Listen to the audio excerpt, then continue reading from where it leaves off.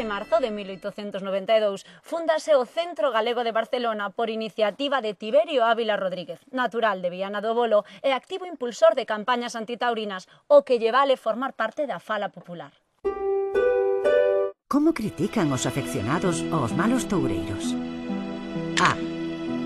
A casa, que den don Tiberio. B. Se non o faz mellor, chamamos a don Tiberio.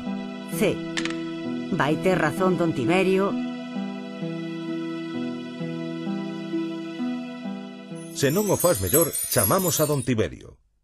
O 30 de marzo de 1892 fúndase o Centro Galego de Barcelona por iniciativa, entre outros, do profesor de anatomía de Picasso, Tiberio Ávila Rodríguez, nado en Viana do Bolo. Cataluña é unha terra taurina, pero don Tiberio consideraba que os touros non era un xoguete.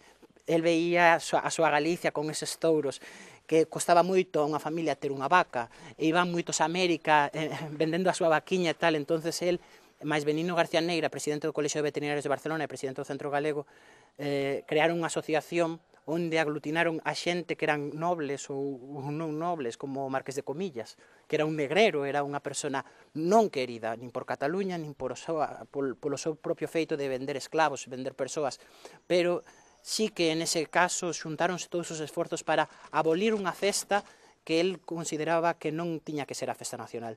E así o demostra cando presentou a ponencia nas Cortes Españolas e aprobaron xente de moi diversa, dunha distancia enorme políticamente falando.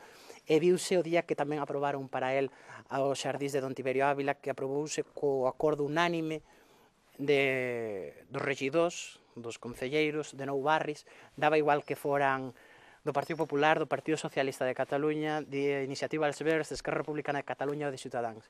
Todos dixeron sí a don Tiberio. E iso é unha cousa moi bonita para os inmigrantes. E ese no aos touros non era por unha cousa reivindicativa dunha festa, porque é unha tradición. Pero se unha tradición é salvaxe, el consideraba que non era tradición.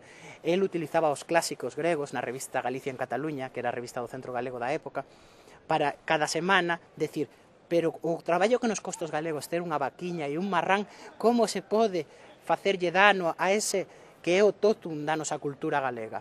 E entonces el defendeu o non os touros, e despois os taurinos, dentre os cales estaba o Celita, gran torero galego de Láncara, que iba a Barcelona a torear, decía: si non lo sabes hacer mejor, llamamos a don Tiberio, a afición cuando salía unha mala tarde, ás 5 da tarde.